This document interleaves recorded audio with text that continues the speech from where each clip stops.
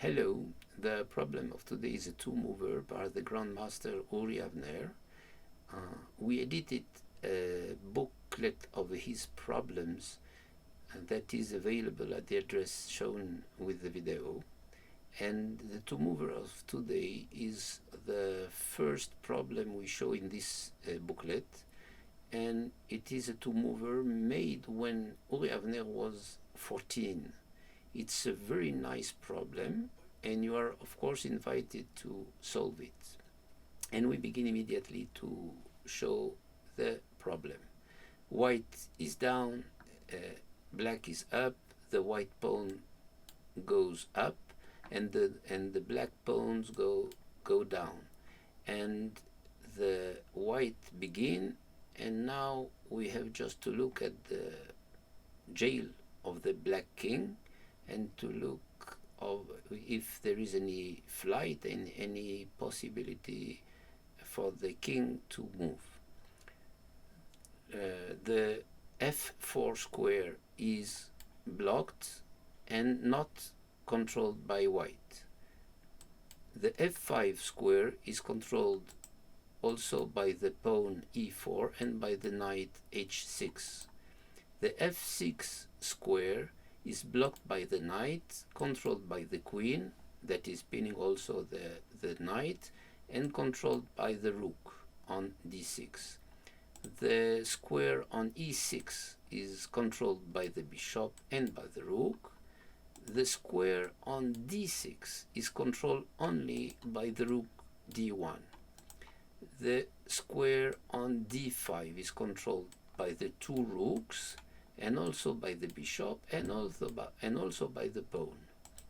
The square d4 is controlled by the two rooks, and by the pawn, and potentially by the bishop b2. The e4 square is a flight. White doesn't control it, and so the black king can go to this square. By the way, if the king goes to e4, we can see that there are three squares that will not be controlled by white.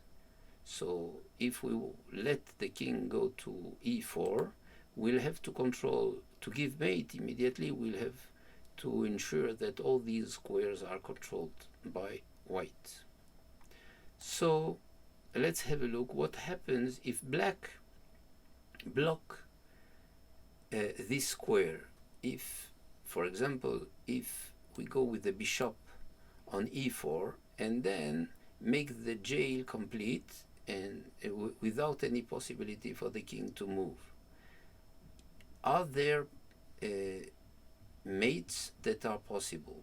And we can see that we have two possible moves. One, queen to g5, one by the pawn c3 that is going to c4, opening the bishop b2 to e5.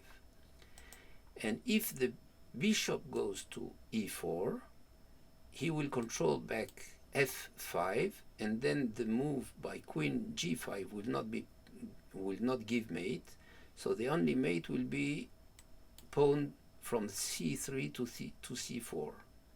And if the rook goes to e4, then you will have only the mate by queen to g5 and not the mate by c3, c4, because the rook on e4 controls back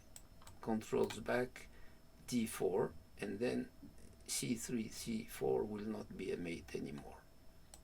So the solution, if we want to solve it, we can have indications as follow. The queen cannot really leave the pinning line, because otherwise the knight will be able to give check on g4, and you have many black pieces that control almost all the places around the black king.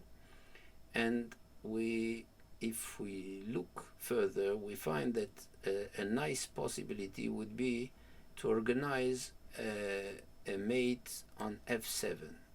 But to threaten on f7, we have to control e4, and the key will be rook to e1, d2, d1 to e1. And this controls e4, but gives a new flight on d6 and threatens knight to f7, because the pawn on e4 controls f5, so the knight can leave the control of f5 without problems, and also the knight on f7 will control also e5 and also d6. Now, what are the possible defenses against this move? You have two groups of defenses. First, we'll have a look at the defenses that are to take on d6. For example, if the king goes to d6, then we see that everything is controlled. The bishop controls also d5 and e6, and the queen controls the 7th rank, and c6 is controlled by the knight. So we could think that knight f7 would give mate, but knight f7 intercepts the lines of the queen and of the bishop, and then it will not give mate. And we have to control these two squares, and the possible move is pawn to e5, because it opens the line of the rook to e5, and then it's mate. So the other ways to take d6, for example with the rook, also is a defense against knight f7, because it prepares the flight on e6. But now, when the rook takes on d6, because at the first move we controlled e4, we have the possibilities we saw first, or to mate by c3, c4, or by queen g5. And because the rook controls d4, we have only queen g5.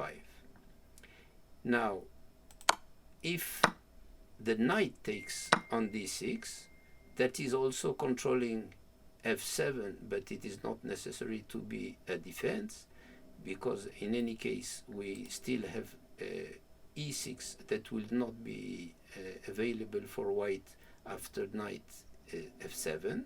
Now the mate on g5 is no more possible, because the knight can go to f5. So we are left with c3, c4 mate, because now nothing can go nor on c3 nor on d4, and all the squares are under control of white. Now let's have a look at the other defenses that are to take on e4.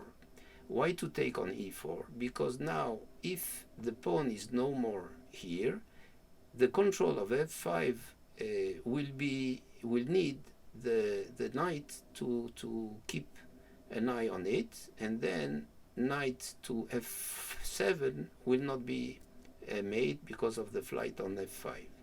So first we have a look at rook e4 takes on e4. Then we need to find a mate that is controlling also e5 and d6, and now we can use knight to c4, because the move of the rook is in fact a self pin, because now the rook e1 is aiming at the king e5, and then knight to c4 is a mate. And if the bishop goes to e4, we have rook to d5, that is also controlling the two squares d6 and e5, and it's a mate. And that's it. It's a very nice problem, with the changes after the moves between the play before the key and after the key. And also we find back after the key the two first made on other black moves. It is called the Ruchlis theme, and to show such a complex problem at the age of 14 is a very nice event. And let's meet for next problem. Bye. Have a nice day.